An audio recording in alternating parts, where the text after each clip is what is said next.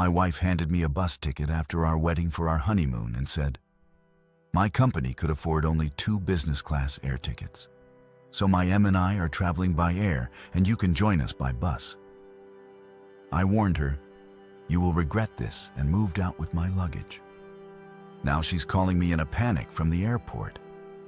Because if you had told me a year ago that I'd walk away from my own honeymoon, like physically turn around at the hotel, grab my suitcase, and bounce, I would have laughed so hard I'd have pulled something. I probably would have said something like, "Please, I'm the most loyal idiot alive. I'm the guy who still uses the same barber even though he gave me a mullet in 2019. Walking away from my wife? Never going to happen." But here's the thing about life. It loves proving you wrong, usually in the most spectacular, humiliating way possible, like a cosmic prank show where you're the only one not in on the joke. Back then, before everything went sideways, I genuinely believed marriage was all about teamwork, communication, and splitting the last slice of pizza fairly. You know, the sacred pizza rule that separates civilized humans from barbarians. I thought it was about finding your person, building a life together, and maybe arguing about whose turn it is to take out the trash. Normal stuff, boring stuff, the kind of stuff that doesn't end with you sleeping in a hotel room alone while your wife and her mother jet off to Bali without you.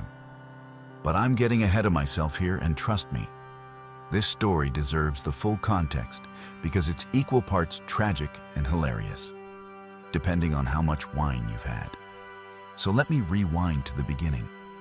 Back when I was young and stupid and thought I had this whole love thing figured out. That's when I met Haley, a woman so absolutely dazzling she could make you forget basic logic, common sense, and the PIN number to your debit card, all in one smile.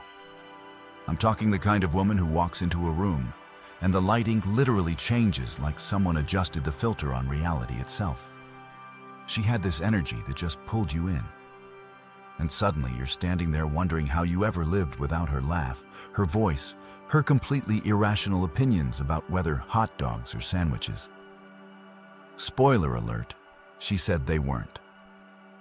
And I should have known right then that she was capable of dangerous delusions. Our first date was straight out of a romantic movie, the kind that makes single people throw popcorn at the screen out of jealousy.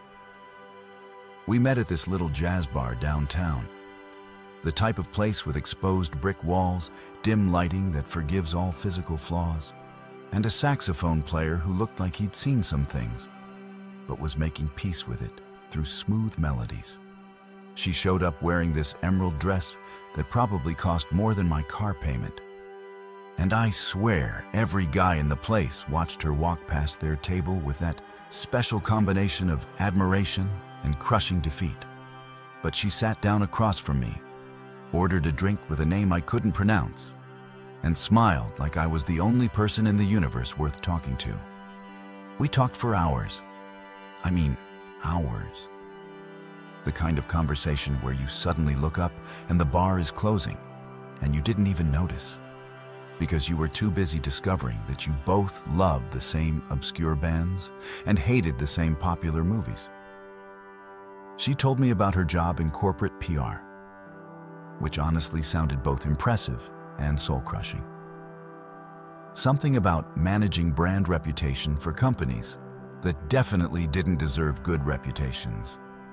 She made it sound glamorous, though, talking about client meetings and strategy sessions and corporate lunches where people pretend to like each other. I was working in IT support at the time, which is the least glamorous job you can have while still technically being employed. So, I mostly just listened and tried not to mention that my day involved explaining to a senior executive that you can't download more RAM. Then she started talking about her family, specifically her amazing mom, Marjorie. The way she lit up when she mentioned her mother should have been my first clue. But I was too busy being hypnotized by her smile and the way she tucked her hair behind her ear. "My mom is just the best," she gushed, her eyes going all soft and dreamy. She raised me by herself after my dad left, and she sacrificed everything for me. We're super close, like best friends close.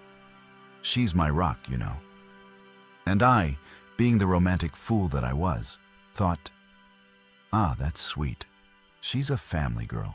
She values relationships. She probably knows how to cook because her mom taught her. This is great. This is exactly the kind of values-driven, grounded woman I should marry. Future me would like to travel back in time and slap past me across the face with a reality check.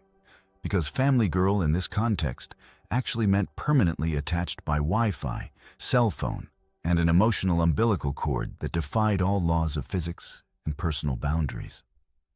But I didn't know that yet. I was too busy falling. My buddy Owen, who'd known me since college and had witnessed all my previous romantic disasters, tried to warn me about 3 months into the relationship.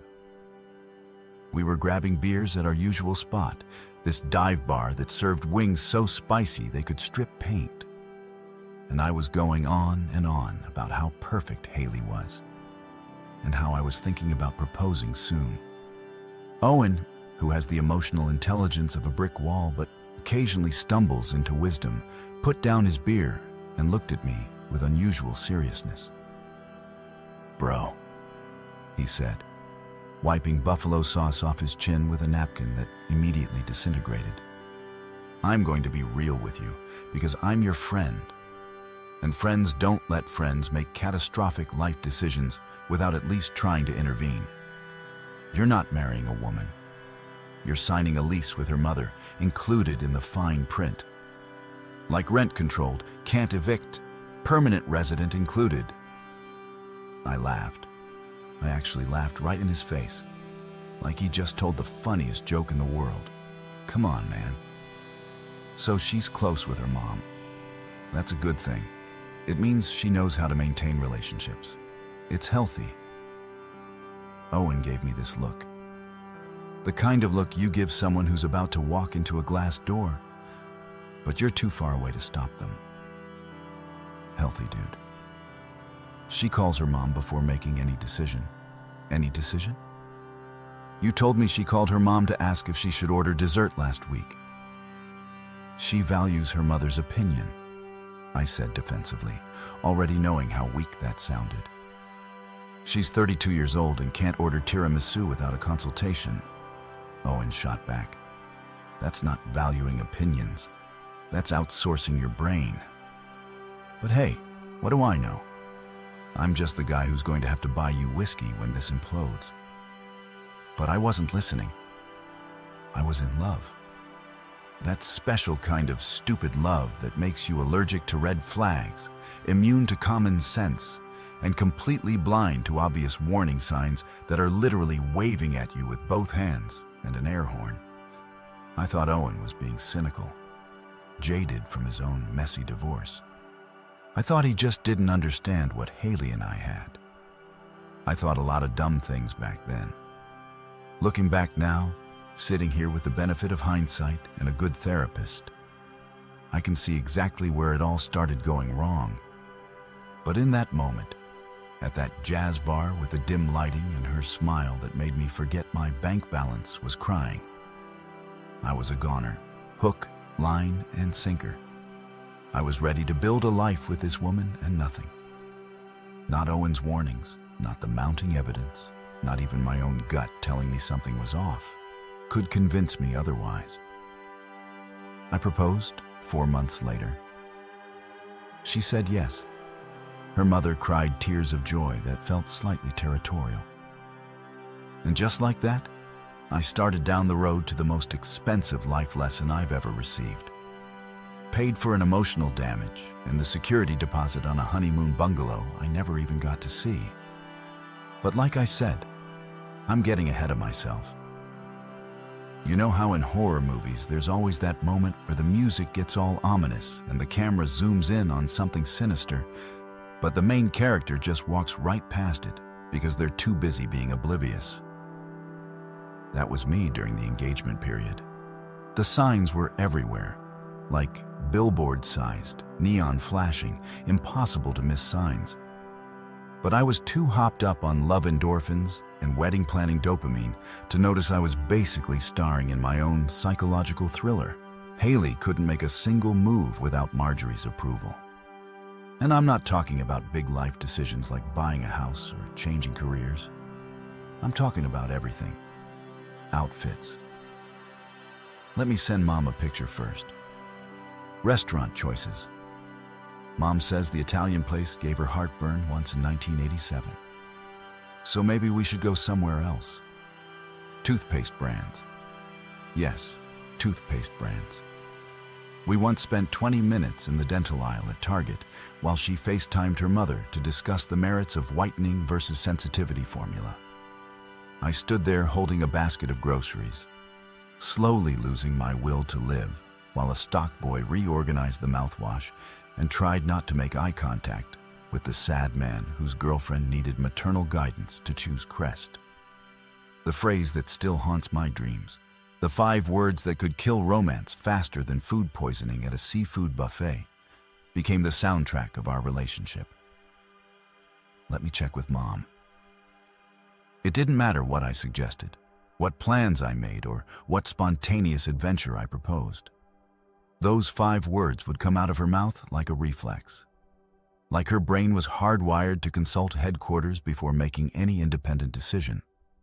I remember this one time about 2 months after we got engaged when I planned this elaborate surprise picnic. I'm talking the full romantic spread here. I went to 3 different stores, bought actual cloth napkins instead of paper ones, got fancy cheese that had names I couldn't pronounce, picked up this wine that cost more than my sneakers, and even brought a Bluetooth speaker for ambiance. I found this spot by the lake, laid everything out like I was preparing for a photo shoot, and felt pretty damn proud of myself. When I told Haley about it, her face lit up with this genuine excitement that made all the effort worth it. "Oh my God, that sounds so cute," she said. And for a moment, I thought I'd actually pulled off the perfect romantic gesture. Then came the kicker. Let me just check with Mom to see if she needs me for anything this afternoon. I stood there in my kitchen, phone in hand, fancy cheese getting warm on the counter, and felt something inside me die a little. "Babe," I said, trying to keep my voice level and not sound like the jealous boyfriend I was definitely becoming. "It's a surprise picnic for us. Your mom doesn't need to be involved in this particular decision." She looked at me like I'd suggested we rob a bank. "I just want to make sure she doesn't need my help with anything. She's been stressed about work lately. It'll just take a second." That second turned into a 45-minute phone call where they discussed Marjorie's coworkers' drama, a sale at Nordstrom, and whether Mercury was in retrograde. By the time Haley hung up, she was tired and wanted to just stay in and watch Netflix. The fancy cheese went in the fridge. The picnic never happened, and I learned an important lesson. In this relationship, I was always competing for second place, and my opponent had a 32-year head start. But the real moment of truth, the scene that should have sent me sprinting for the hills, was when I finally met Marjorie in person. Up until that point, she'd been this voice on the phone, this abstract concept I could sort of ignore. Haley had shown me pictures, of course, lots of pictures, like I was studying for a test on Marjorie's life story. But meeting her face to face was a whole different ballgame. Like the difference between watching a documentary about sharks and actually swimming with one. We met at this upscale brunch place that Marjorie had chosen, naturally because, God forbid, I pick a restaurant without her approval.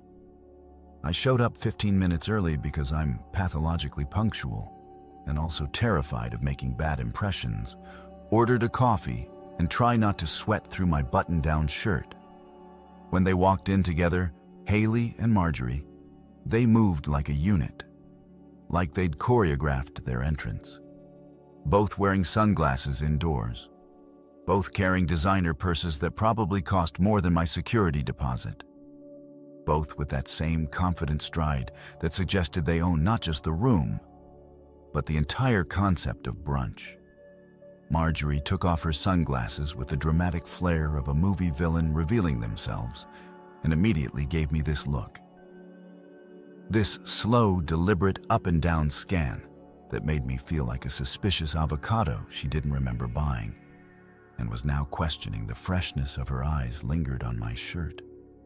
Target clearance rack, my shoes, comfortable but definitely not trendy, and my overall vibe, nervous people pleaser with decent credit. I could practically see her running calculations in her head, determining whether I was worthy of her daughter or just another schmuck who'd waste her time. So she said, and her voice had this tone that was somehow both sweet and threatening, like poison honey. "You're the man trying to take my daughter." Take, lady. I'm not a Viking raiding a village here. I'm just trying to share Wi-Fi passwords and maybe split some mortgage payments. But I smiled, because that's what you do when you're meeting your future monster-in-law.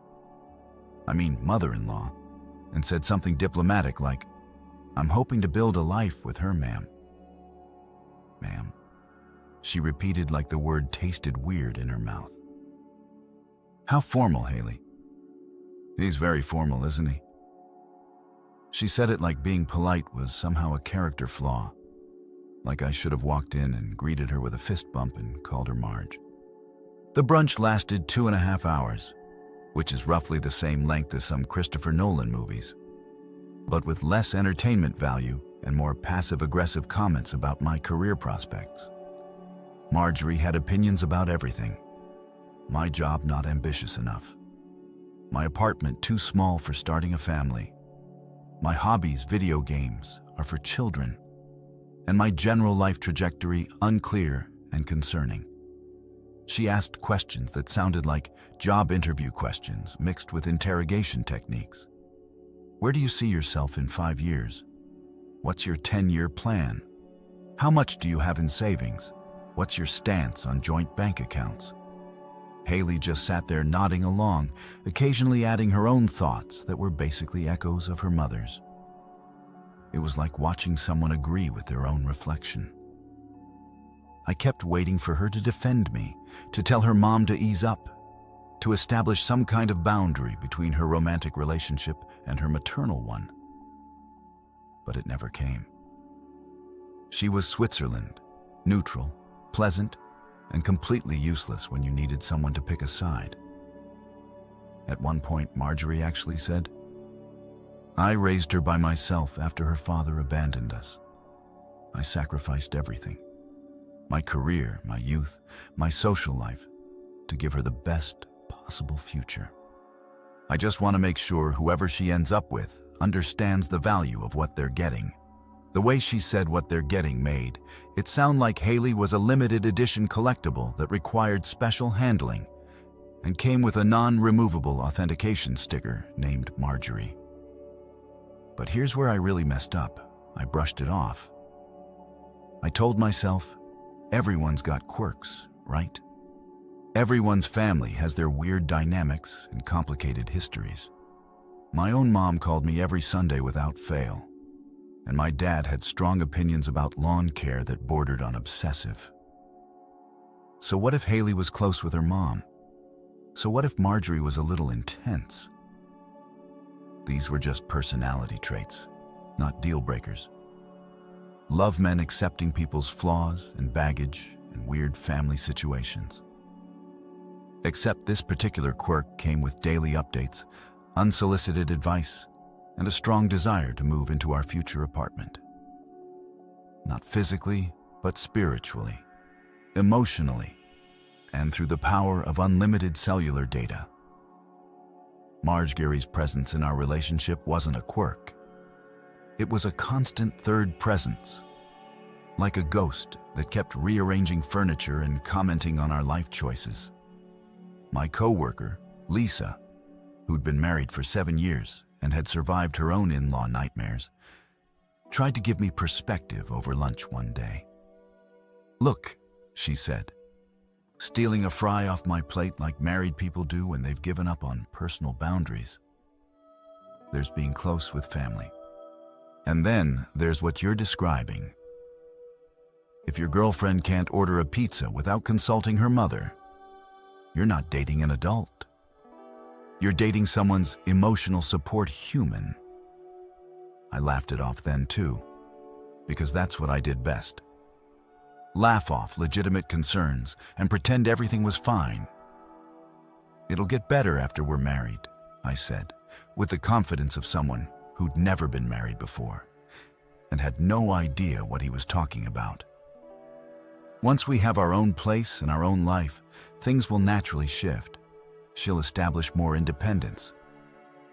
Lisa gave me the same look Owen had given me, that pitying, knowing look that said, "You poor stupid man," and just shook her head. "Sure, buddy. Whatever helps you sleep at night." But I wasn't sleeping great, if I'm being honest. I was having these weird stress dreams where I'd be trying to propose to Haley, but Marjorie kept appearing out of nowhere with a checklist and a clipboard, marking things off and telling me I was doing it wrong. I'd wake up in a cold sweat, check my phone, and see 3 texts from Haley about things her mom had said about our relationship. And still, I pressed forward because I'd already bought the ring, already started telling people we were getting married, already mentally committed to this path.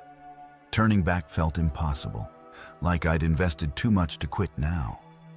It's the same logic that keeps people watching bad movies until the end, just because they've already sat through an hour of it. And so the engagement continued with Marjorie's shadow growing longer and my doubts getting louder and me stubbornly pretending that everything was totally normal and fine. Spoiler alert, it wasn't. Let me tell you something about wedding planning that nobody warns you about when you're down on one knee with a ring box and hope in your heart. It's not a collaboration. It's not a beautiful journey where 2 people in love make decisions together while sipping champagne and laughing at cake samples. No. Wedding planning is psychological warfare disguised as party planning. And if you're not careful, you'll end up as a spectator at your own ceremony, wondering how you became an extra in someone else's production. The wedding planning phase was less romantic comedy montage with upbeat music and more dictatorship with Tool and passive-aggressive seating charts. From the moment Haley's ring hit Instagram, because of course that happened within minutes, complete with a dozen hashtags, including "Bestihan," she said yes, and "Daddy's future wife." Marjorie went into full general mode. I'm talking battle plans, strategic meetings, and a 3-ring binder that appeared out of nowhere like she'd been preparing for this moment since Haley's birth. She probably had, honestly. This woman had spreadsheets, multiple spreadsheets, color-coded spreadsheets with tabs and formulas, and backup spreadsheets in case the main spreadsheets failed. Haley and I had this naive, adorable vision for our wedding. We wanted something small and intimate, maybe on a beach somewhere with our closest friends and family. You know, the kind of ceremony where you can actually talk to your guests and remember people's names, and not spend your entire reception doing a forced march from table to table like you're campaigning for office. We'd wear something comfortable, say our vows with our toes in the sand, have a casual cookout reception, and call it a day. Simple, meaningful, actually about us and our relationship, instead of performing for an audience. Marjorie wanted chandeliers, plural. She wanted a string quartet, a professional photographer and videographer, a live painter to capture the ceremony in real time, and approximately 200 of her friends, most of whom seemed to be named some variation of Aunt something. Aunt Carol, Aunt Deborah, Aunt Patricia, Aunt Linda. A seemingly endless parade of women I'd never met who apparently had strong opinions about whether we should have a chocolate fountain at the reception. I'll give you one guess who won that particular battle. Spoiler alert, it wasn't me. It wasn't even remotely me. I was so far from winning that I couldn't even see the finish line with binoculars and a GPS. The first real skirmish happened about 2 weeks after the engagement, when Haley and I sat down to actually discuss what we wanted. We were at my apartment, our apartment technically, since she'd been staying over more and more, though most of her stuff was still at her place, which was conveniently 10 minutes from Marjorie's house. I'd made dinner, opened a bottle of wine, and pulled out a notebook to jot down ideas. Very organized, very adult, very doomed. "So," I said, pouring us both wine and feeling optimistic despite all evidence suggesting I shouldn't. I was thinking we could look at beach venues, maybe somewhere in California, or if we want to save money. There are some nice spots up the coast. That my phone buzzed. Then Haley's phone buzzed, then my phone buzzed again. Text messages from Marjorie sent in rapid-fire succession, like she had some kind of maternal radar that detected whenever we were making plans without her input. "Mom wants to be on speakerphone for this conversation," Haley said, already dialing before I could protest. And just like that, our romantic planning session became a conference call. Marjorie's voice filled my apartment with the authority of a CEO addressing the board. "I've been thinking about venues," she announced, not bothering with pleasantries like "hello" or "is this a good time?" The Grandview Estate has an opening in June. They have gorgeous ballrooms, and they can accommodate up to 300 guests. 300. I choked on my wine. We were thinking more like 50. Silence. The kind of silence that happens right before something explodes. 50. Marjorie repeated, and I could hear the ice forming in her voice through the phone speaker. 50 people for my only daughter's wedding, the daughter I raised single-handedly for 32 years. That's what you think is appropriate. We just want something intimate. I tried to explain, looking at Haley for backup that never came. Something that feels personal, and I have a list of people who need to be invited. Marjorie cut me off. Family members who've been part of Haley's life since she was born, my friends who've supported us through everything. You can't just exclude people because you want to be intimate. That's selfish. Selfish. She called wanting a small wedding at my own ceremony selfish. I felt my eye twitch, which was becoming a regular occurrence. Whenever Marjorie shared her thoughts, by the time we got to the actual vendor meetings, and there were so many vendor meetings, like we were planning a presidential inauguration instead of a wedding, I had basically lost all creative rights to my own nuptials. The cake tasting was the moment I truly understood how powerless I'd become. We went to this fancy bakery that Marjorie had selected naturally and sat down to sample flavors. I was actually excited about this part because, hey, free cake. How bad could it be? The baker brought out sample after sample. Vanilla with raspberry filling, chocolate with espresso buttercream, lemon with lavender. All delicious options that Haley and I were enjoying. I was leaning toward the chocolate espresso because it tasted like happiness in cake form. And Haley seemed to like the lemon lavender. We were actually agreeing on something, having a moment of connection in the chaos. Then Marjorie tasted the almond amorto cake, a flavor neither Haley nor I had particularly liked, and her eyes lit up. "This one," she declared, putting down her fork with the finality of a judge's gavel. "This is the one. It's sophisticated, elegant. This says important wedding, not backyard barbecue." "But babe," Haley said, and for a second, I thought she might actually stand up to her mother. "We like the chocolate and the lemon better." Marjorie's expression shifted into what I'd come to recognize as her disappointed mother face, a weapon of mass guilt that could make grown adults question their entire existence. "I see. So the cake I prefer, the one I think would be best for your wedding, doesn't matter. My opinion, after everything I've done, doesn't count." And just like that, we were getting almond amorto cake. The flavor Marjorie's choice might as well have been written on the menu. The color scheme was another battle I lost without even really fighting.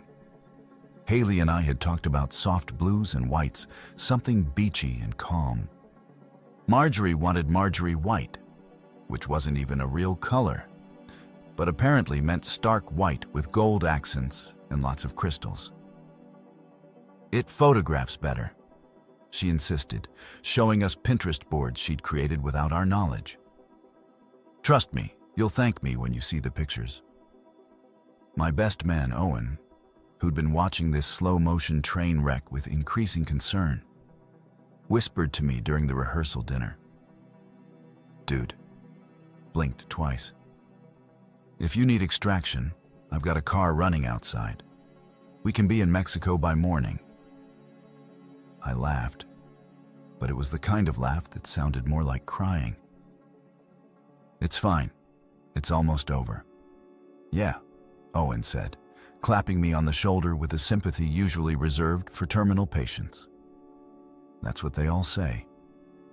The absolute peak of absurdity came about 2 weeks before the wedding, during what was supposed to be our final planning meeting. We were going over the ceremony details, who would stand where, when the music would play, standard stuff. That's when Marjorie dropped her biggest bomb yet.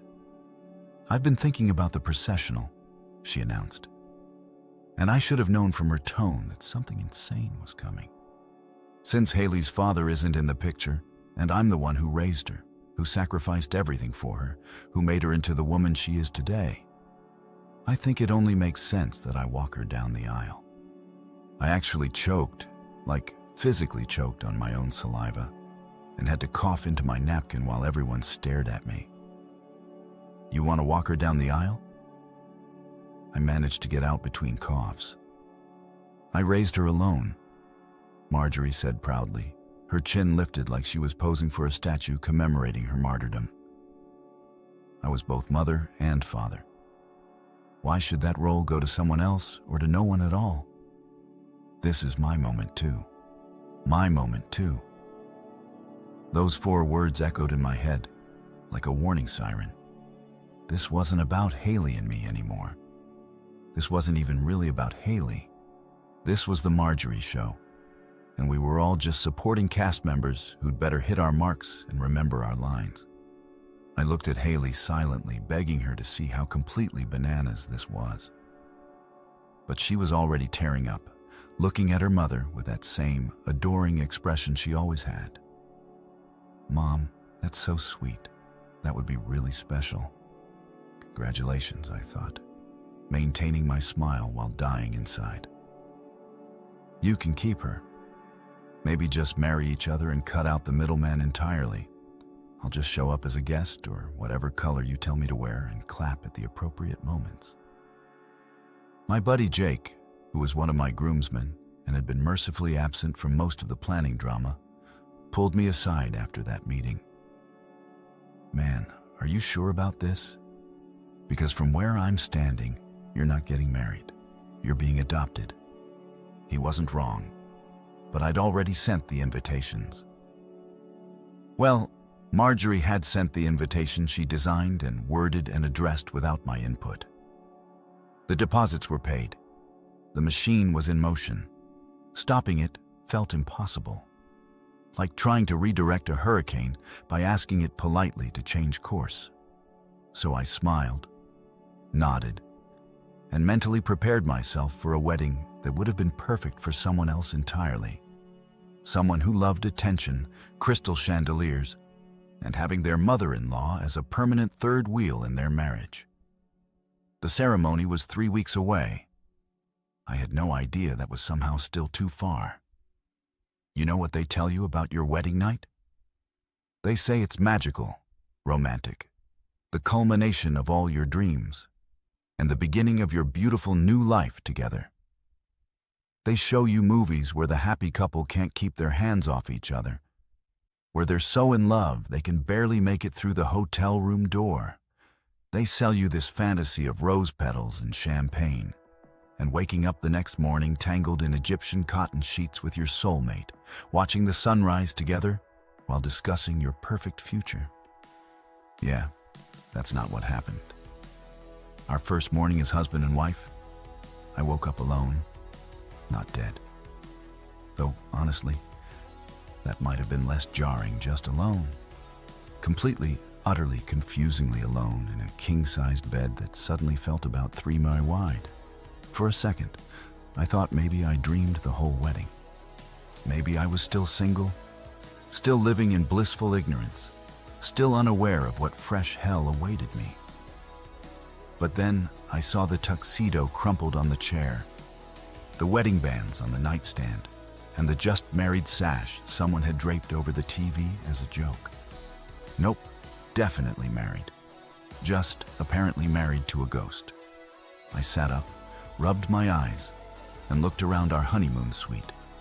The one I'd paid extra for because it had a balcony and a jacuzzi tub and was supposed to be perfect for newlyweds. The bathroom door was open, lights off. The balcony was empty. Her phone was gone from the charger. No note, no text message waiting on my phone.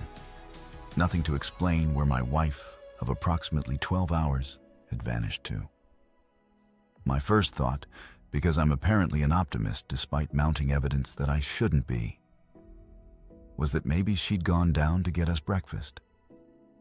You know, a cute surprise, maybe some coffee and pastries, a sweet gesture to start our first day as a married couple. She'd come back any minute with a tray and that smile. And we'd have breakfast in bed and laugh about how I thought she'd disappeared. This was fine. Everything was fine. I checked my phone. 9:47 a.m. No messages, no missed calls, nothing. I got up, threw on some pants and a t-shirt, and tried not to let my imagination run wild with increasingly absurd scenarios. Maybe she got lost in the hotel. Maybe she was planning another surprise. Maybe aliens had abducted her. Which honestly would have been easier to process than the truth. At 10:15, my phone finally buzzed. A text from Haley. Getting breakfast with Mom. Be back soon, Red Art. I stared at that message for a solid minute, reading it over and over like maybe I'd misunderstood the words. Getting breakfast with Mom on the morning after our wedding. The morning that was supposed to be ours, the first morning of our married life. And she was having brunch with Marjorie like it was just another Sunday. I typed out about 15 different responses, each one progressively more sarcastic and angry, then deleted them all and just sent back, okay, what else could I say? Hey babe, maybe prioritize your husband on literally the first day of our marriage. That would have made me sound needy. Your mom can't survive one breakfast without you. That would have made me sound jealous. So I just sat there in our honeymoon suite alone, feeling like I just purchased a very expensive membership to a club that didn't actually want me as a member. She came back at 11:30, a full 2 hours later, carrying a small bag of croissants like they were trophies from some grand adventure. She practically floated into the room, her face glowing with that post-Marjorie time happiness that I was beginning to recognize and deeply resent. Morning, husband, she said cheerfully, kissing me on the cheek like she hadn't just ditched me on what was supposed to be a special morning. I brought you a chocolate croissant, your favorite. I took the croissant because what else was I going to do? And tried to keep my voice neutral. So, breakfast with your mom. Yeah. She wanted to talk about the wedding, go over all the details while they were still fresh. She was so happy with how everything turned out. Did you know Aunt Patricia cried during the ceremony, and the centerpieces were apparently even more beautiful in person than in the pictures? Mom got so many compliments. She was unpacking the croissants, arranging them on the fancy hotel plates, completely oblivious to my expression. That's great, I said, and I could hear the edge in my own voice, but couldn't quite control it. Really great that you got to recap the wedding with your mom.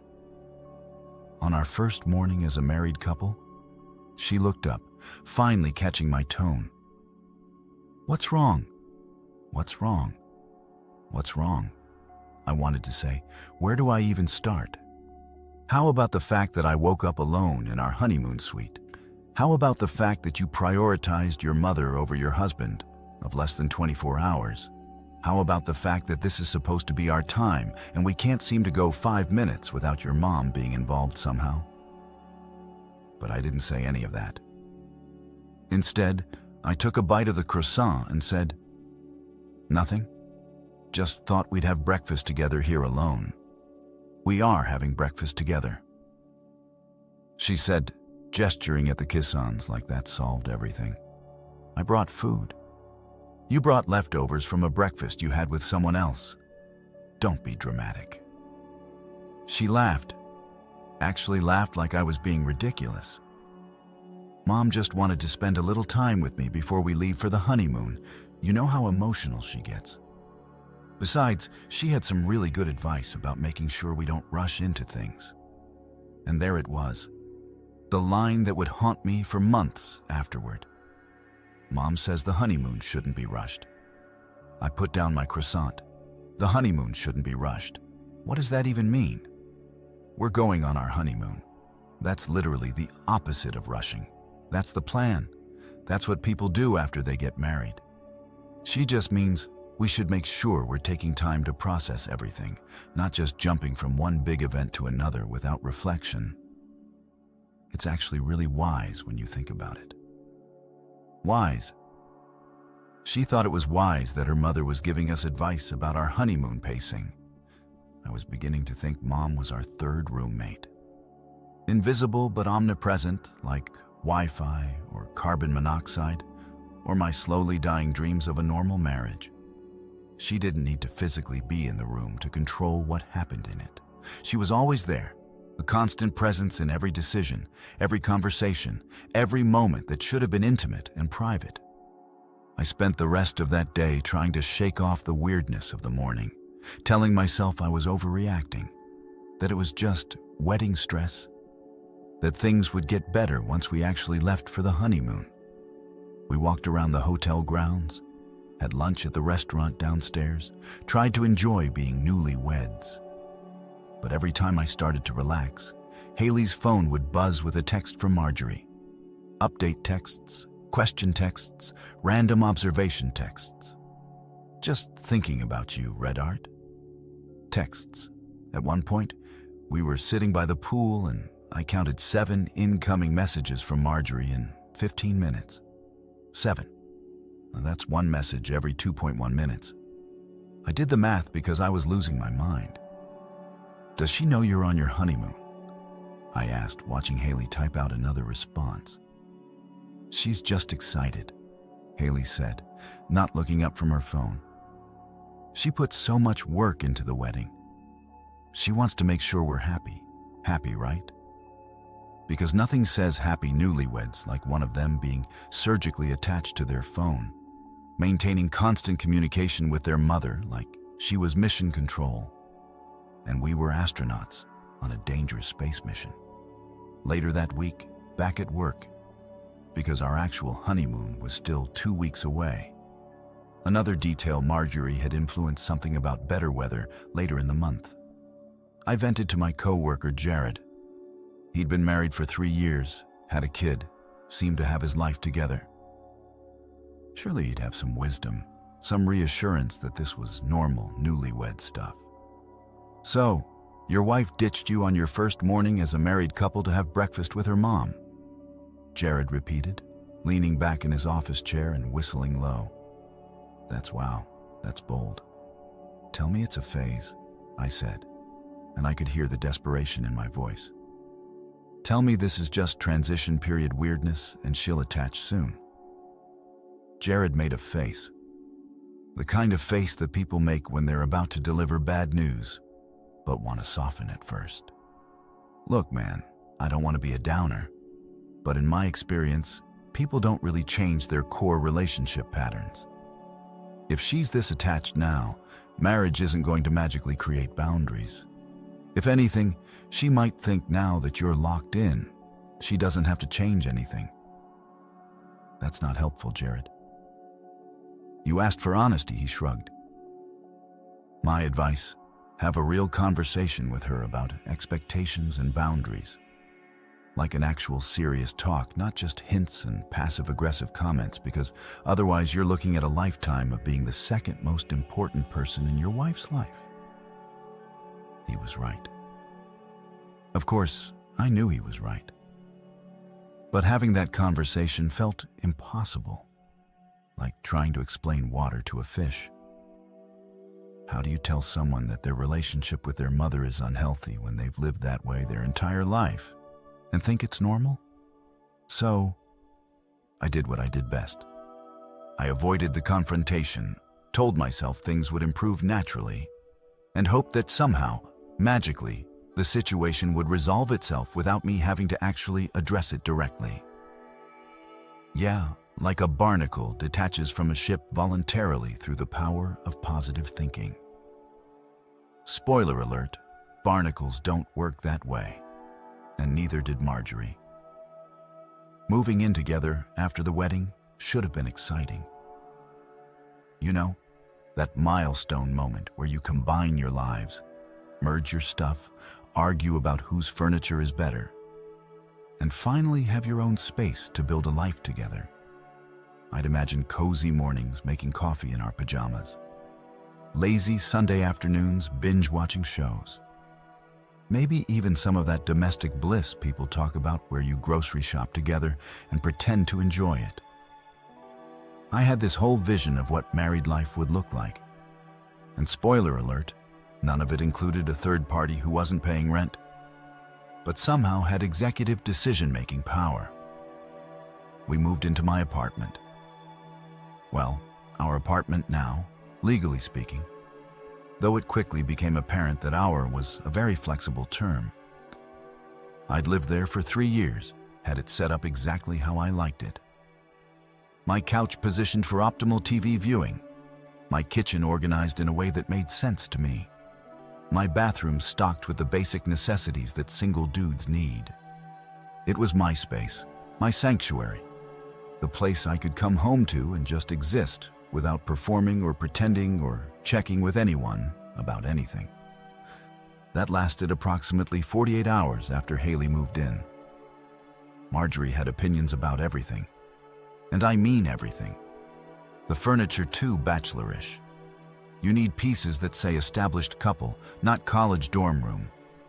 My couch, which I'd saved up for and genuinely loved, apparently screamed, I make poor life choices to her discerning eye.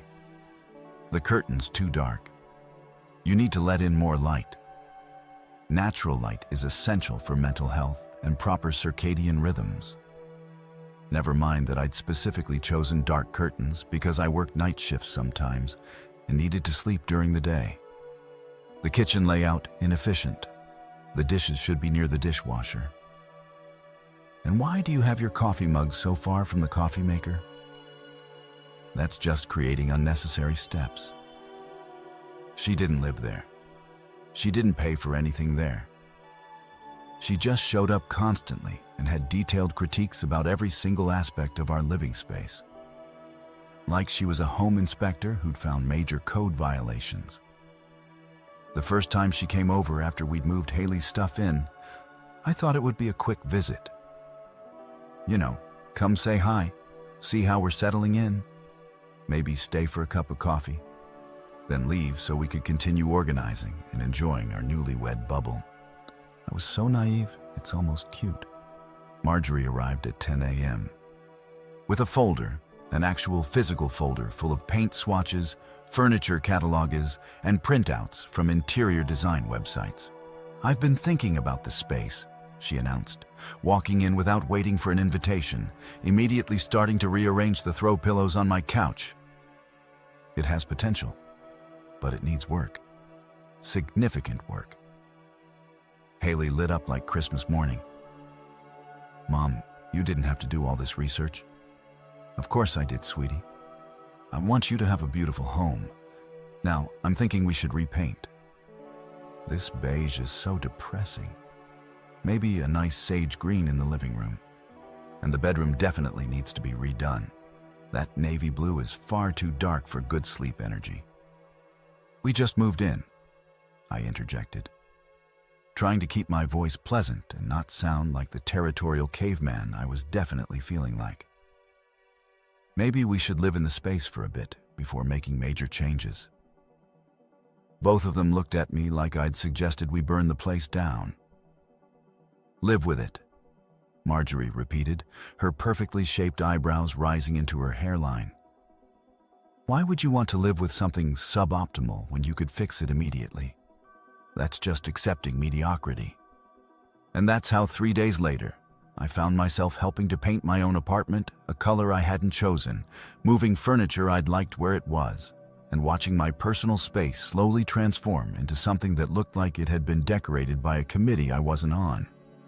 But the real kicker, the thing that really drove home how thoroughly my life had been invaded, was Haley's phone situation. Her ringtone for her mother was the national anthem. I'm not joking. The actual Star-Spangled Banner. The first time it went off, we were in the middle of dinner. I'd cooked, actually tried to make something nice, lit a candle and everything. And suddenly, Francis Scott Key was blaring through the apartment, like we were at a baseball game. Haley literally stood up, like physically rose from her chair at attention, grabbed her phone, and answered it, while still standing there like she was saluting. Hi, Mom. I sat there with my fork halfway to my mouth, watching my wife treat her mother's phone call with more reverence than most people reserve for actual emergencies or lottery winnings. And this wasn't a one-time thing. This became the pattern.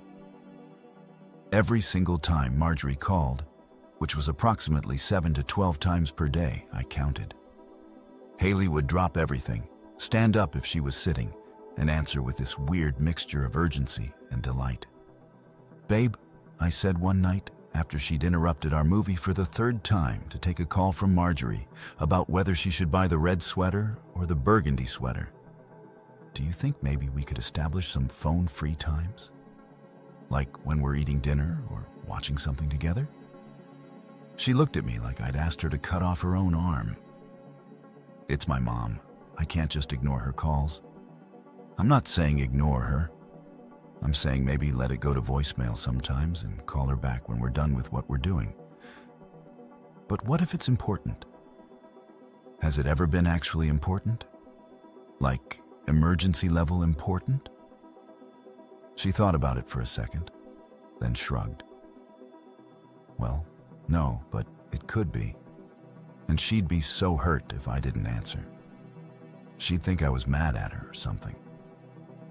So we lived in this constant state of interruption, where any moment of connection or intimacy or just normal couple time could be, and frequently was derailed by the national anthem blaring from Haley's phone. We couldn't finish a conversation, couldn't watch a movie without pausing, couldn't even have a fight without Marjorie's musical intervention reminding us that there were 3 people in this marriage, even if only 2 of us were physically present. Our weekends disappeared faster than free samples at Costco. Every Saturday and Sunday, time that should have been ours to do couple things, run errands together, or just be lazy got swallowed up by Marjorie's needs and wants and elaborate plans she'd made without consulting us. Brunch with Marjorie, shopping with Marjorie, helping Marjorie reorganize her garage, going to look at new cars with Marjorie even though she wasn't planning to buy one. She just wanted company. Attending Marjorie's book club where I was the only man and everyone kept asking me invasive questions about our marriage like they were conducting research. Can't we have one weekend to ourselves? I asked Haley one Friday night, already dreading the schedule she'd probably agreed to without asking me. Mom's been feeling lonely lately, Haley said, scrolling through her phone and not even looking at me. Her friend Carol moved to Florida and she's been having a hard time with it. We should be there for her. What about being there for each other? What about us having time for our own relationship? We live together. We have all the time in the world. Except we didn't. Because even when we were physically alone in the apartment, Marjorie was there through texts, through calls, through the mental space she occupied in Haley's head constantly. I could see it. Haley would be sitting next to me on the couch, but her attention was miles away, probably wondering what her mom was doing, whether she needed anything, if she was okay by herself. Our privacy vanished like my dignity and common sense had months earlier. Marjorie had a key to the apartment for emergencies, supposedly, though her definition of emergency seemed to include, I was in the neighborhood and I brought over some leftovers and I wanted to see you. She'd show up unannounced, let herself in, and act surprised when I was there in my own home, sometimes in my underwear, because I thought I had privacy in my own damn apartment. You really should get dressed earlier in the day, she'd say, averting her eyes dramatically like I was committing some kind of indecent exposure by wearing boxer shorts in my living room at 9 a.m. on a Saturday. What if someone stops by? Someone did stop by. I wanted to scream. You stopped by unannounced with a key you shouldn't be using for non-emergencies. But I didn't scream. I just went to the bedroom and put on pants, seething quietly while listening to Haley and Marjorie chat happily in the kitchen, like this was totally normal behavior. My buddy Marcus came over one evening, one of the few times I'd managed to carve out time with my own friends, and witnessed the phone situation firsthand. We were playing video games, having a beer, just hanging out like adults are allowed to do. The national anthem started playing. Haley answered. 15 minutes passed, then 20, then 30. The call was still going. Haley laughing in the kitchen about something her mother had said about her coworker's drama. Marcus paused the game and looked at me. Dude, what the hell? Welcome to my life, I said, taking a long drink of my beer. That's not normal, man. You know that's not normal, right? Oh, I'm aware. And you're just accepting this? This is your life now? I didn't have a good answer for that, because, yeah, apparently this was my life now.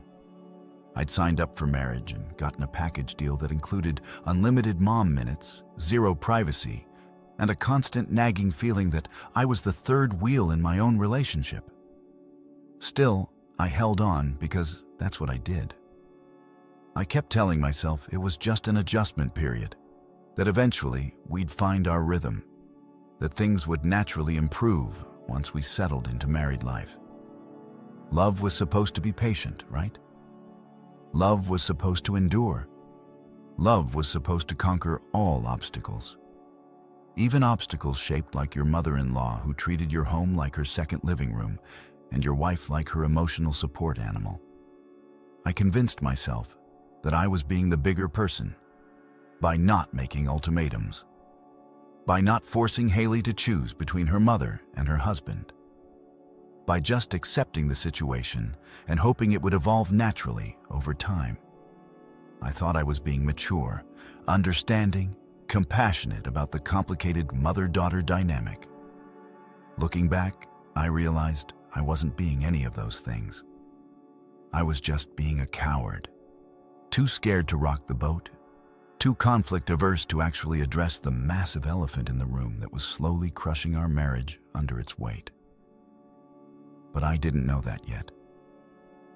I still thought love and patience would be enough, that I could outlast this phase, that eventually Haley would wake up one day and realize she'd married me, not her mother, and things would magically correct themselves. Yeah, because that's definitely how deeply ingrained family dynamics work, through magic and wishful thinking. Narrator voice. It was not how they worked. After months of living in what I can only describe as a 3-person marriage where I was consistently the least important member, the honeymoon was finally approaching. 2 glorious weeks in Bali, beaches, temples, incredible food, and most importantly, an ocean between us and Marjorie. I'd been holding on to this trip like a lifeline, telling myself that once we got away, once we had actual distance and dedicated time together, things would reset. We'd reconnect. We remember why we got married in the first place.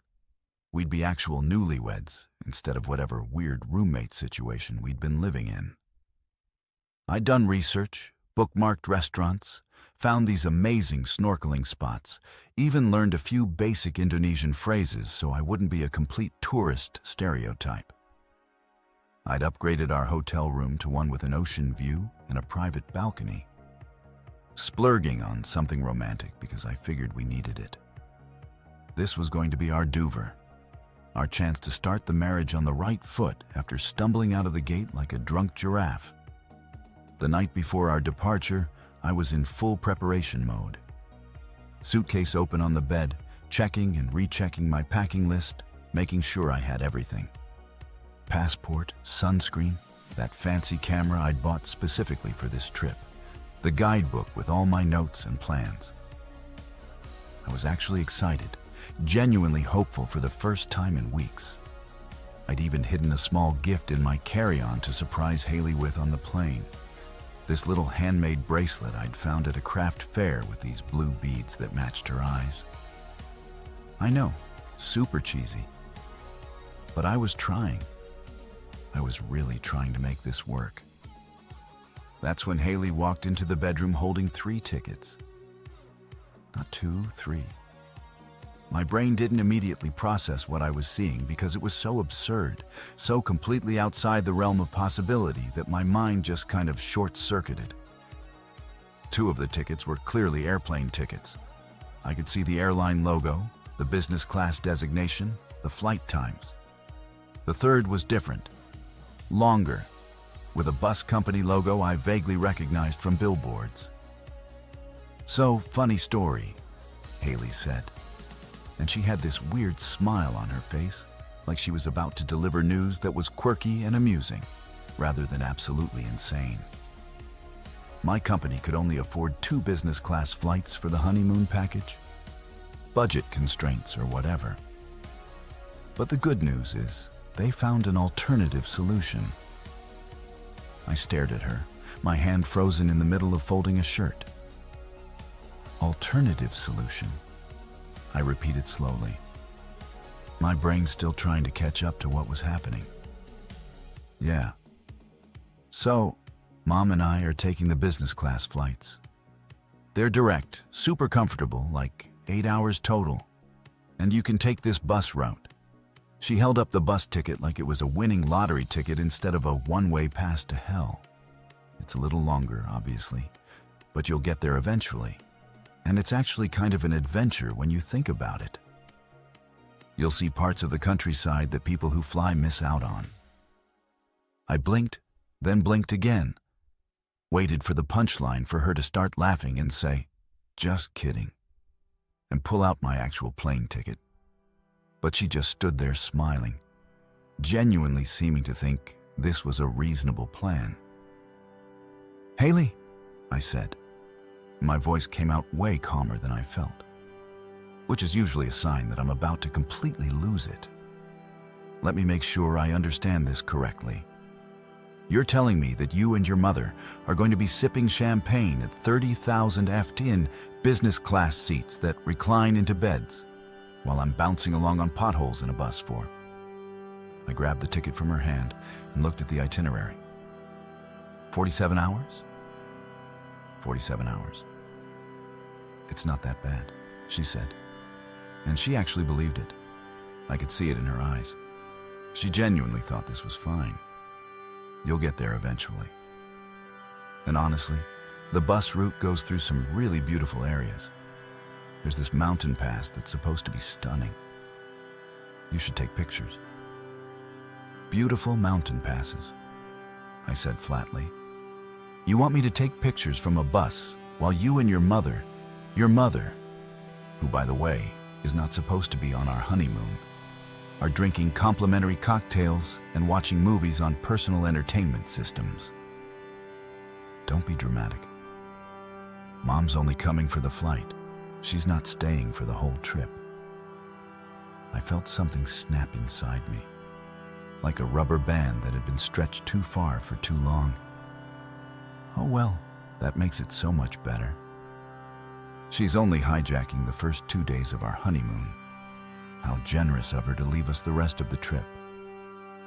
She's not hijacking anything. The company wouldn't pay for 2 business class tickets for us, so she offered to help by using her frequent flyer miles for one of them. She's doing us a favor. A favor? A favor. A favor would be her not coming on our honeymoon at all. A favor would be her letting us have one goddamn trip without her involvement. A favor would be you, my wife, telling her that this is inappropriate and insane. Haley's face shifted from confused to defensive, her arms crossing over her chest. You're being really ungrateful right now. Do you know how expensive business class tickets are? We should be thankful that. Thankful. I started laughing, the kind of unhinged laughter that probably should have concerned me. You want me to be thankful that I get to spend 2 days on a bus, sitting next to who knows who. Probably someone with a live chicken or a goat. No leg room, no air conditioning, sketchy rest stops. While you and Mommy Dearest are being served warm towels and gourmet meals. It's not a third world bus, she protested. It's a reputable company. They have Wi-Fi. Oh, Wi-Fi? Well, that changes everything. I can post Instagram stories about my miserable journey while you post selfies from your lie-flat seats. That'll be fun for everyone. Why are you being like this? I thought you'd understand. I thought you'd be mature about this. Mature? She wanted me to be mature about being relegated to bus status on my own honeymoon so her mother could take my place. I looked at her standing there, holding those tickets, genuinely perplexed about why I wasn't on board with this plan. And something in me just gave up. Not in a sad, defeated way. In a clear, decisive, absolutely done with this nonsense way. You're right, I said. My voice went eerily calm. I should be mature about this. Let me show you how mature I can be. I walked over to my suitcase, zipped it up with more force than necessary, grabbed my passport and wallet from the nightstand, and picked up my carry-on bag. Haley watched me with growing alarm, finally starting to realize that maybe, just maybe, this wasn't going according to her plan. What are you doing? She asked, her voice getting higher. Being mature, I said, heading toward the bedroom door. I'm making a mature decision to not spend 47 hours on a bus so you can have a mother-daughter vacation disguised as a honeymoon. You're being ridiculous. Where are you going? I stopped at the doorway and turned back to look at her. She looked genuinely shocked, like she couldn't comprehend that I might actually have limits, that there might be a line even I wouldn't cross. And in that moment, I felt something I hadn't felt in months. Clarity. You know what the saddest part is? I said. You really don't see anything wrong with this. You really think this is normal? You think asking your husband to take a 2-day bus journey so your mother can sit in his seat is just a minor inconvenience. You think this is what marriage looks like. Stop being dramatic and just, you'll regret this. I said simply. Maybe not today, maybe not tomorrow, but eventually you're going to look back and realize what you threw away. And I hope that business class seat was worth it. Then I walked out of that bedroom, down the hallway, and out the front door of our apartment before my sarcasm turned into something that would require bail money. I could hear her calling after me, her voice shifting from angry to panicked.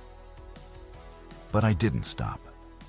I just kept walking, pulling my suitcase behind me, feeling lighter with every step despite carrying luggage. At the absurdity of it all, a bus ticket. She'd actually expected me to take a bus ticket while she flew business class with her mother to our honeymoon destination. The elevator doors closed, and I caught my reflection in the polished metal.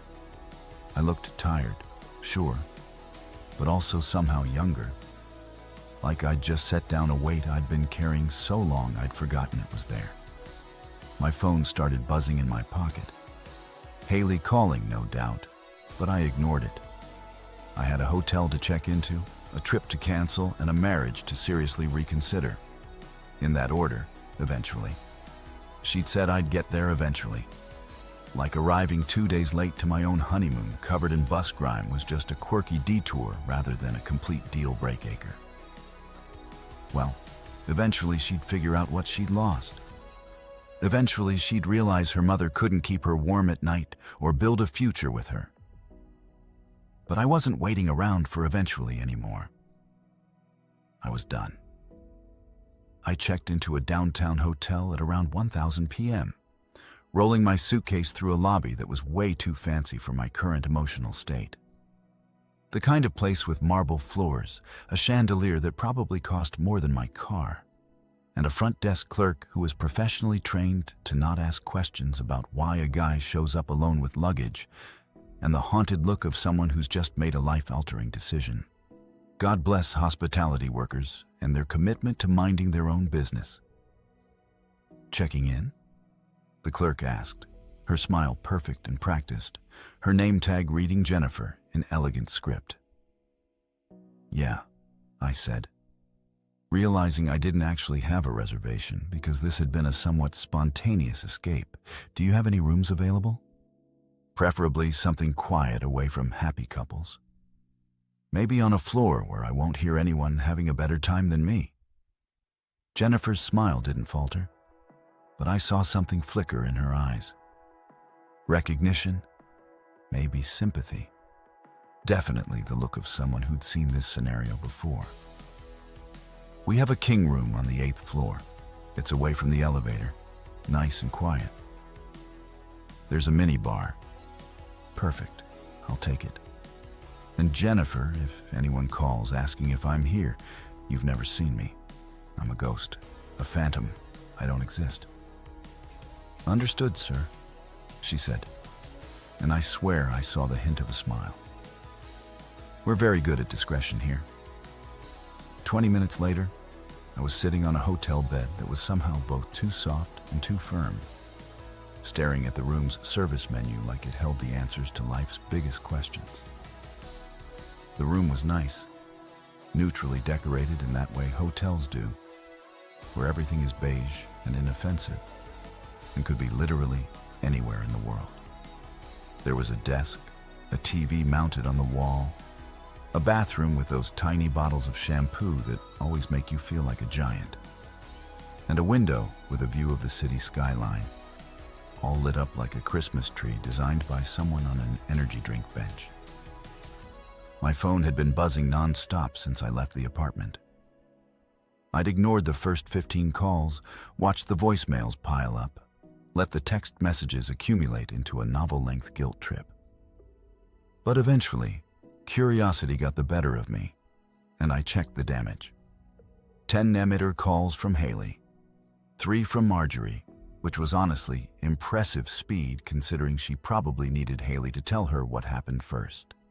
2 from Owen, who'd apparently already heard about the situation through the friend network, Grapevine, and 1 call from a number I didn't recognize, which was either a spam call about my car's extended warranty or the universe trying to reach me about my terrible life choices.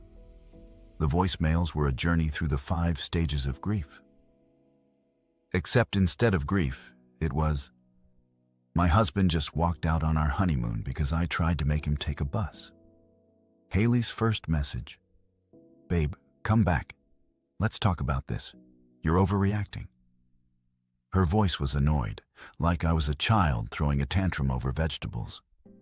Second message, "Okay, I get that you're upset, but this is ridiculous.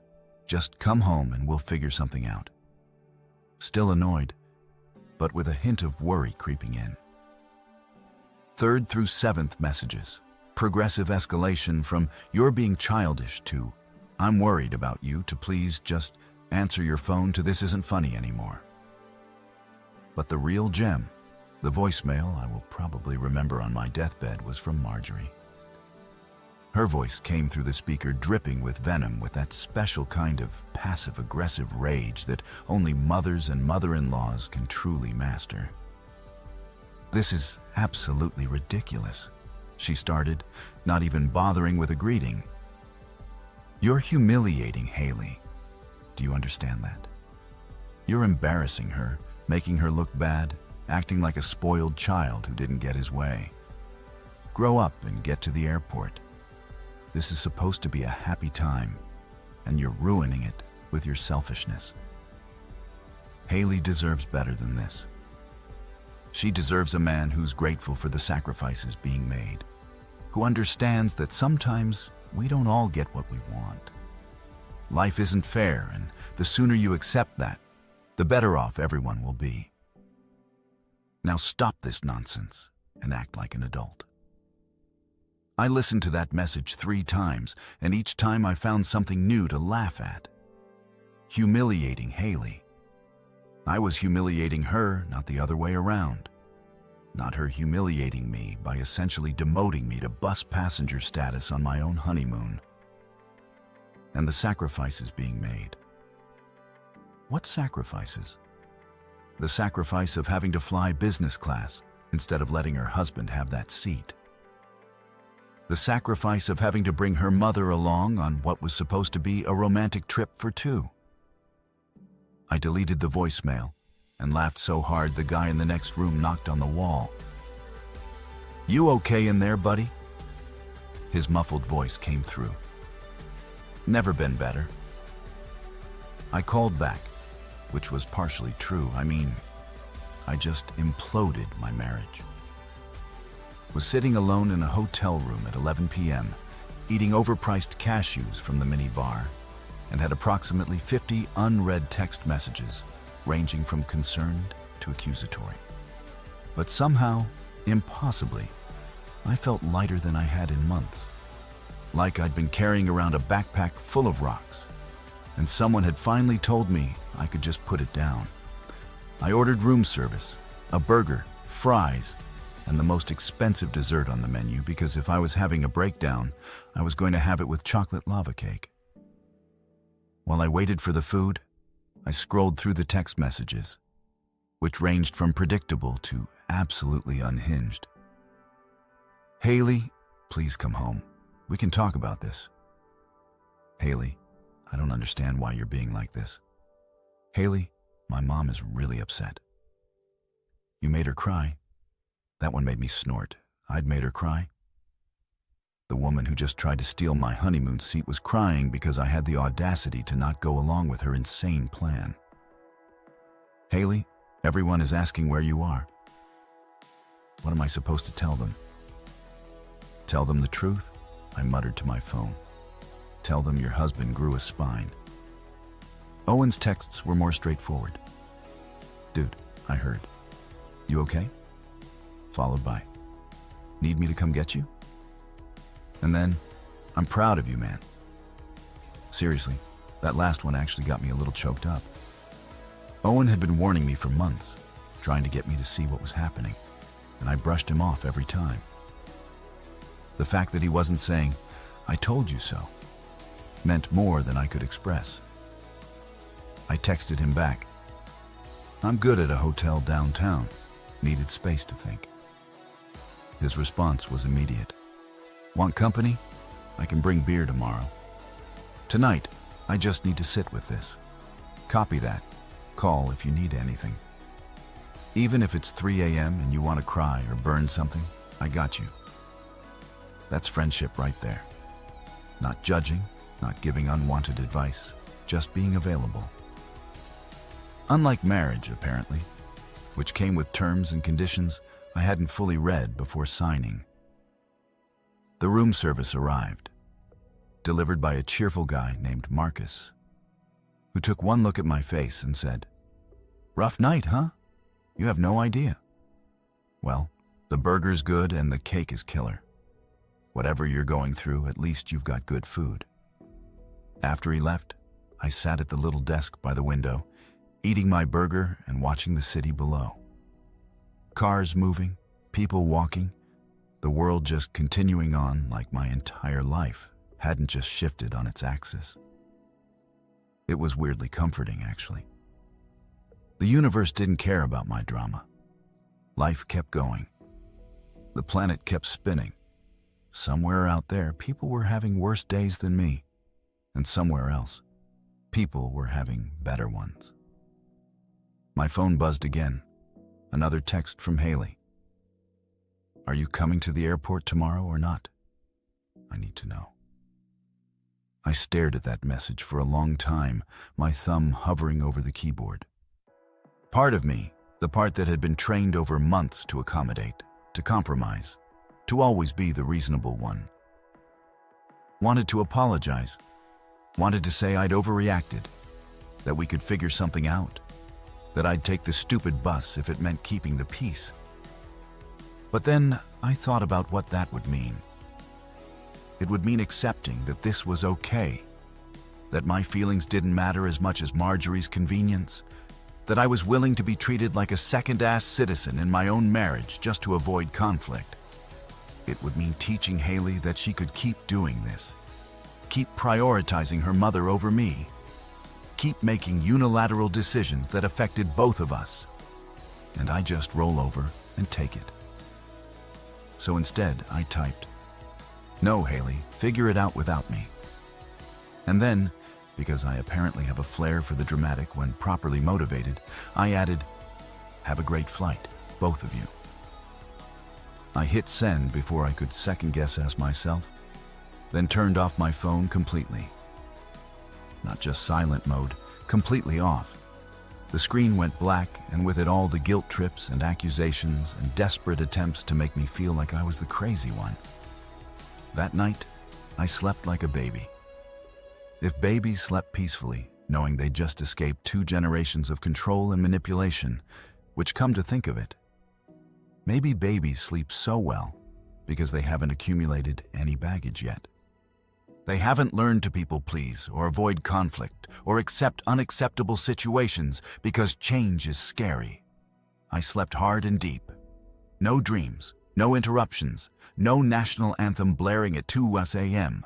because Marjorie needed to tell Haley something that absolutely could have waited until morning. Just silence and darkness and the soft hum of the hotel AC. When I woke up the next morning, sunlight streaming through the window, I lay there for a moment, just experiencing what it felt like to not immediately reach for my phone to check if Marjorie had opinions about my breakfast choices or if Haley needed me to do something for her mother. It felt amazing. It felt like freedom. I ordered breakfast from room service. Pancakes, bacon, orange juice, coffee so good it probably cost more per cup than my usual grocery store brand cost per pound. And toasted my newfound bachelorhood with overpriced orange juice served in actual glass here. "Here's to bus tickets," I said to my reflection in the window and to knowing when to walk away. That was the first morning in months that I felt like myself again. Not someone's husband who wasn't measuring up. Not someone's son-in-law who was never quite good enough. Just me. Finally, I woke up the next morning feeling surprisingly refreshed for someone whose marriage was currently circling the drain. No alarm, no responsibilities, no national anthem blaring from someone's phone at an ungodly hour because Marjorie needed to share her thoughts about climate change or her neighbor's new landscaping. Just natural light, hotel silence, and the kind of peace that comes from making a decision that's probably terrible, but feels absolutely right. I was in the middle of brushing my teeth using the fancy hotel toothbrush that came in its own little package. Feeling like I was living in luxury when my phone, which I plugged in overnight, started vibrating so aggressively it nearly walked itself off the nightstand. I turned it back on about 20 minutes earlier, mostly to check the time and maybe order some coffee, and had been enjoying the brief period before the chaos found me again. The screen lit up like a Christmas tree. 17 missed calls, 34 text messages, and 1 voicemail that had come in approximately 3 minutes ago. All from Haley. The timestamp on the first call was 6:47 a.m., which meant they were at the airport, probably going through security or checking in, living their best business class life, while I was here in my hotel room with complimentary toiletries and 0 regrets. Curiosity got the better of me. I know. I should have just deleted everything and gone about my day. But there's something about a voicemail from someone who's clearly in distress that makes you want to know what's happening, even if that person tried to send you on a 47-hour bus journey less than 24 hours ago. I hit play on the voicemail, put the phone on speaker, and Haley's voice came through. Panicked, high-pitched, that special frequency that dogs can probably hear from miles away. Oh my God. Oh my God. You need to call me back right now. Everything is falling apart. They overbooked the flight. Overbooked it. And now they're saying we might not have seats and Mom is losing it. Like, completely losing it. And security is getting involved. And I don't know what to do. And there was a muffled sound. Some yelling in the background. That was definitely Marge Gary's voice. Just call me back, please. I really need you right now. I stood there in my hotel bathroom, toothbrush in hand, listening to the chaos I'd successfully avoided, and felt absolutely nothing except mild amusement. Actually, that's not true. I felt a lot of things, but guilt wasn't one of them. Mostly, I felt vindicated, like the universe had decided to deliver some immediate karma with express shipping. The text messages painted an even better picture. I scrolled through them chronologically, watching the situation deteriorate in real time, like I was reading a play-by-play of a disaster. 6:52 a.m. Haley, we're at the airport. They're saying there's an issue with our tickets. 7:03 a.m. Haley, they overbooked the flight. Can you believe this? 7:15 a.m. Haley, Mom is talking to the manager. She's handling it. Oh, I bet she was handling it. I could picture it perfectly. Marjorie in full Karen mode, demanding to speak to supervisors, throwing around phrases like, I know my rights and this is unacceptable and do you know who I am?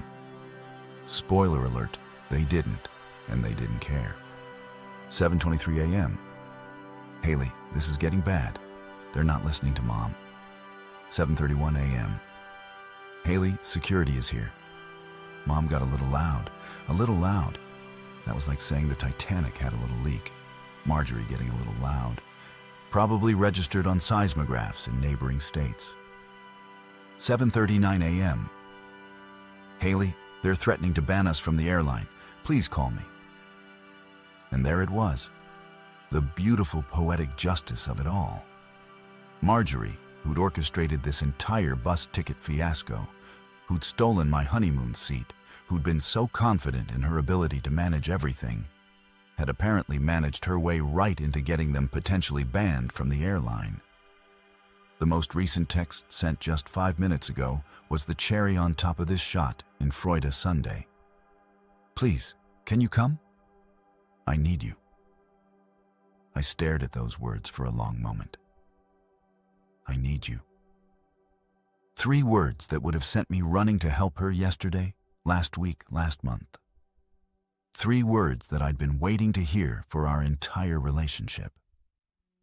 Some acknowledgement that I was necessary, that I mattered, that my presence was valued and not just tolerated. But she didn't need me. Not really. She needed a problem solver, a fixer, someone to clean up the mess that she and her mother had created. She needed a supporting character to swoop in and save the day so they could continue on with their plan. The plan that had explicitly excluded me from the comfortable seats and included me only as an afterthought bouncing along on public transportation. I could see it playing out in my head like a movie. If I went to the airport, and that was a massive if, I'd show up and immediately get pulled into Marjorie's drama. She'd be in the middle of a full meltdown, probably with airport security standing there, looking exhausted and underpaid, with other passengers filming the whole thing for TikTok, with airline staff who'd completely given up on reasoning with her and were just waiting for her to tire herself out. Haley would see me, and her face would light up with relief, like I was the cavalry arriving to save the day. "Thank God you're here," she'd say. "Tell them they have to give us our seats. Tell them we had reservations. Tell them this is our honeymoon." And Marjorie would probably try to recruit me to her side, expecting me to back up her increasingly unhinged demands, to add my voice to her. I know my right speech to be the man she'd been criticizing for months, because suddenly she'd need one. Then what? Best case scenario, they'd find us seats. Probably not together, maybe not even in business class anymore, and we'd all get on the plane. I'd spend 8 hours trying to pretend everything was fine while Marjorie complained about the airline, and Haley tried to smooth everything over, and we'd land in Bali with the trip already ruined before it started. We'd spend 2 weeks with the tension of this morning hanging over us, with me being expected to just forget that they'd tried to bust ticket me, with Marjorie probably staying longer than planned, because after all this stress, I need a vacation too. Worst case scenario, we'd all get banned from the airline, lose our money, and end up back at the apartment where nothing would change, except everyone would be mad at me for not preventing the disaster that I hadn't caused and hadn't even been present for. Either way, I'd be the bad guy. I'd be the one who abandoned them, who wasn't there when they needed me, who ruined the honeymoon by having the audacity to object to being treated like a second-ass citizen. I looked at myself in the bathroom mirror, still holding the toothbrush like an idiot, my hair sticking up in 17 directions, wearing the hotel bathrobe that was way softer than anything I owned, and made a decision. I picked up my phone, opened my messages, and typed out a response. My thumbs hovered over the keyboard for a second, and then I committed. "No, Haley, figure it out without me." Short, simple, direct. The kind of text message that doesn't leave room for negotiation or guilt-tripping or emotional manipulation. I added one more line because apparently I couldn't help myself. "You needed me yesterday, sweetheart. Today you've got seat 34B in humility class." Okay, so it was petty. I'm fully aware it was petty, but you know what? Sometimes petty feels good. Sometimes petty is exactly what the situation calls for. Sometimes you need to let people know that actions have consequences, that you can't just treat people however you want and expect them to come running when it's convenient for you. I hit send and immediately felt lighter, like I'd been carrying around this obligation, this expectation that I'd always be available to fix their problems and accommodate their wants. And I'd finally just put it down, set it on the ground, and walked away from it. My phone immediately started ringing. Haley's name flashing on the screen, probably calling to yell at me or beg me or try some combination of both. I declined the call. It rang again, declined. Again, declined. Then came the barrage of texts, and I could practically hear the progression of emotions through the screen. Are you serious right now? This is not the time for jokes. We are in crisis, and you're being petty. Fine, fine, we'll figure it out ourselves. I can't believe you're doing this to me. That last one almost made me laugh out loud, doing this to her. Like I was the one who'd created this situation. Like I was the one who'd brought her mother on our honeymoon and given away my seat and expected everyone to just smile and go along with it. I turned off my phone again, completely off, not just do not disturb, and finished brushing my teeth. Then I took the longest, hottest shower of my life, using every single complimentary product the hotel had provided. The shampoo, the conditioner, the body wash, the lotion, the whole 9 yards. I stood under that water until it started running cold. And even then, I stayed a little longer just because I could. When I finally got out and dried off, I felt like a new person, lighter than airplane luggage, freer than someone who just canceled a trip to Bali had any right to feel. I ordered room service again. Eggs, Benedict, hash browns, bacon, fresh fruit, and the biggest cup of coffee they had available. When it arrived, I tipped generously and ate my breakfast by the window, watching the city wake up below me. Somewhere out there at the airport, Haley and Marjorie were probably still dealing with the consequences of their own actions. Maybe they'd gotten on a flight. Maybe they hadn't. Maybe they were on their way to Bali. Maybe they were in some airline office filling out paperwork about Marjorie's outburst. And for the first time in months, it wasn't my problem to solve. That realization, more than anything else, made me understand that I'd made the right choice. This was what freedom tasted like. Eggs Benedict and vindication with a side of zero regrets. By the time they got back from their disaster trip, and I heard through the grapevine, courtesy of Owen, who'd somehow gotten the full story from a friend of a friend who worked at the airline, I was long gone. Not just emotionally checked out, but physically removed from the situation. My side of the closet was empty. Drawers cleared out like I'd never existed. Netflix password changed, which honestly felt more satisfying than it should have. I'd even taken the good coffee maker, the one I'd bought before we got married, because some things are worth fighting for. And quality caffeine is one of them. I'd moved into Owen's spare bedroom temporarily, which was basically a storage unit with a mattress. But it was mine, my space. No mother-in-law opinions about the furniture arrangement, no unexpected visitors with keys, no national anthem ringtones interrupting my peace. Owen had been amazing about the whole thing, not asking too many questions, just helping me load boxes into his truck and occasionally offering beer and terrible advice like, "Maybe you should get a motorcycle," or "Have you considered growing a beard?" She called multiple times. I watched her name flash on my screen, Haley Reedart, with the little heart emoji that now felt like a cruel joke, and sent every single call straight to voicemail. I didn't listen to the messages, didn't need to. I could imagine what they said. Some combination of anger, confusion, maybe some tears, definitely some blame. The usual script when someone realizes they've pushed too far and the other person actually left instead of just threatening to. She texted Owen when she couldn't reach me. Professional move, really going through the best friend because the direct line wasn't working.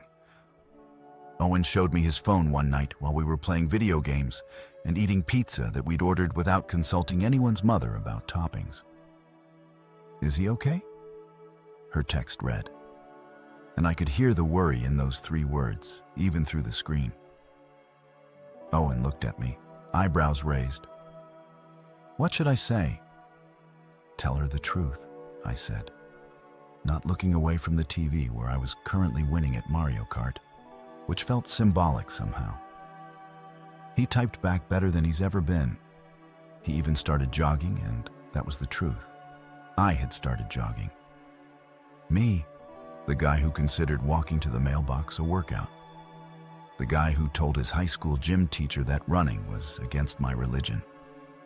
But something about the whole situation had given me this weird energy, this need to move, to do something physical and productive and completely unrelated to relationship drama. Every morning, I'd wake up, put on the running shoes I'd bought on impulse at a sporting goods store, and hit the park trails. I wasn't training for anything, wasn't trying to set records or impress anyone. I just ran until my lungs burned and my legs ached, and my brain finally shut up about everything that had happened. It was cheaper than therapy and more effective than drinking, which I'd also tried, but found disappointing. Turns out, whiskey doesn't actually solve problems. It just makes you forget them temporarily and then gives you a headache. The running thing drove Haley crazy when she found out. Owen told me she'd texted him back something like, he never exercised when we were together, with an implied accusation that I was somehow doing this despite her, like I'd taken up cardiovascular fitness as a personal attack on our failed marriage. Lady, I'm running away from my problems. Literally, it's the healthiest coping mechanism I've developed in years. Meanwhile, according to my sources, and by sources, I mean Owen's extensive network of gossip, Haley was sitting in our empty apartment crying, while Marjorie said helpful things like, "Good riddance, men are replaceable. Sure, lady, keep collecting daughters-in-law you can micromanage. See how that works out for you." I'm sure there's a long line of guys eager to sign up for the marry my daughter, but also emotionally adopt me package deal you're offering. Real hot commodity in today's dating market. Owen said Marjorie was spinning the whole story to anyone who'd listen, painting me as the villain who abandoned his wife on their honeymoon while conveniently leaving out the part about the bus ticket and her presence on what was supposed to be a romantic trip for two. Classic selective storytelling. I'd have been impressed by her commitment to the narrative if I wasn't the one being villainized. But here's the thing. I didn't care. Not in a bitter, angry way. In a genuinely peaceful way. Let them tell whatever story made them feel better. Let Marjorie be the hero who saved her daughter from the terrible husband. Let Haley believe I was the problem. None of it changed the fundamental truth that I'd been treated like garbage, and finally had the self-respect to walk away. I was sleeping better, eating better, laughing more. I'd reconnected with friends I'd been neglecting, taken up hobbies I'd abandoned, started actually enjoying my life instead of just surviving it. Freedom, it turned out, looked a lot like jogging through a park at 6 a.m. while everyone else was still sleeping off their bad decisions. Months later, for months and 13 days, not that I was counting or anything, I was sitting in my favorite coffee shop, the kind of pretentious place where they have 17 different milk alternatives, and the baristas have opinions about extraction times. I discovered it during one of my post-marriage exploration phases, when I was basically relearning how to be a single person who could make decisions without committee approval. It had become my Saturday morning ritual. Get up, go for a run, shower, then hit this place for a coffee and whatever book I was currently reading. Simple, peaceful, entirely mine. I was deep into a thriller about a guy who faked his own death to escape his problems. Relatable content. Honestly, when I felt that weird, prickly sensation you get when someone's staring at you, you know that feeling like your subconscious picks up on eyeballs before your conscious brain catches up. I looked up from my book, and there she was standing about 10 feet away near the pastry case, looking at me like she'd just seen a ghost. Haley, she looked different. Not bad, just different. Like a rom-com protagonist after the mandatory breakup montage, where they eat ice cream and cry and wear sweatpants for 3 weeks straight. Her hair was up in a messy bun, the genuinely messy kind, not the carefully crafted, I woke up like this Instagram kind. She was wearing yoga pants and an oversized hoodie, minimal makeup, and her eyes had that puffy quality that suggested either allergies or a lot of recent crying.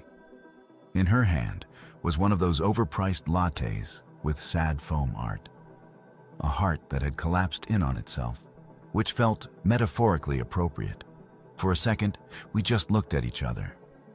I watched her debate whether to approach, saw the internal calculation happening behind her eyes. Part of me wanted to go back to my book, pretend I hadn't seen her, let her make the choice to walk away. But I was too curious for months of silence. And now, here she was, looking like she had something to say. She walked over slowly, like she was approaching a wild animal that might bolt. "Hi," she said softly, her voice smaller than I remembered. "Hi," I replied, closing my book, but keeping my finger in the page. A clear signal. This conversation had a time limit. "Can I sit?" she asked, gesturing to the empty chair across from me. I shrugged. It's a free country. She sat down carefully, cradling her sad latte like it was providing emotional support. For a long moment, neither of us said anything. I wasn't going to make this easy for her. I'd learned a lot about boundaries in the last 4 months, and one of them was that I didn't know anyone comfort when they'd made me uncomfortable first. "You look good," she finally said. "Different. Did you lose weight?" "I started running," I said. "Turns out exercise is easier when you're not carrying around emotional dead weight." She flinched. "Good. I deserve that." "You deserve a lot of things," I said. "That's just the starter pack." Another silence. She stared at her latte, watching the sad foam heart dissolve into brown oblivion. "I'm sorry," she said finally, and her voice cracked a little. "I'm really genuinely sorry about everything. The bus ticket, the wedding, all of it. I didn't see it at the time, but I see it now, how messed up it all was." "I'm sure you were sorry," I replied, and I kept my voice neutral. Not cruel, not kind, just factual. Hindsight's 20/20 and all that. "I've been in therapy," she continued, like she was confessing something significant. "Working through a lot of stuff with my mom, setting boundaries. It's been hard." "That's good," I said, and I meant it. Therapy is good. Boundaries are good. Personal growth is excellent. She looked up at me then, and I could see hope flickering in her eyes. The dangerous kind of hope that makes people think they can rewind time. That sorry erases everything. That growth means you get a do-over. "Do you think?" She started, then stopped, took a breath, tried again. "Do you think we could try again? Start over?" "I'm different now. Things would be different." And there it was. The question I'd maybe been expecting, maybe been dreading, definitely been prepared for. I looked at her, really looked at her, and tried to figure out what I felt. Anger? Not really. Not anymore. Sadness? A little? Maybe for what we could have been if circumstances had been different. Temptation? Surprisingly, no. None at all. I smiled, not unkindly. "Only if your mom takes the bus this time." I watched her face, waiting for the joke to land, for her to laugh and acknowledge the absurdity of everything that had happened, but she didn't laugh. She just looked confused, maybe a little hurt, like she couldn't understand why I wasn't taking her seriously. I laughed, though. I actually laughed. A genuine sound that came from somewhere deep in my chest, where I'd been storing all the irony and relief and hard-won wisdom of the last 4 months. People at nearby tables looked over, probably wondering what was so funny about a clearly emotional conversation. "I'm serious," she said. "I want to try again." "I know you are," I said, standing up and gathering my book and coffee. "That's the problem. You're serious and I'm done. But hey, good luck with the therapy. Really, I hope you figure it out." I left her sitting there with her collapsed foam heart and her confusion. And I walked out of that coffee shop feeling absolutely nothing except maybe a little proud of myself for not wavering, for not falling back into old patterns, for knowing my worth. As I walked back to my car, the morning sun warm on my face, I realized something that felt important enough to stop and acknowledge. The best honeymoon I ever had was the one I spent alone. Not in Bali with beaches and temples and couples massages. Not in some romantic resort with rose petals and champagne. Just here in this city, in Owen's spare room, rebuilding my life piece by piece. No Wi-Fi from Marjorie's constant interference. No mother-in-law inserting herself into every decision. No bus ticket relegating me to second-ass status in my own relationship. Just peace, freedom, and first-class happiness that I'd earned by finally putting myself first. I got in my car, turned on my favorite playlist, and drove home to a life that was entirely beautifully mine. And yeah, I was going alone. But alone, it turned out, was exactly where I needed to be.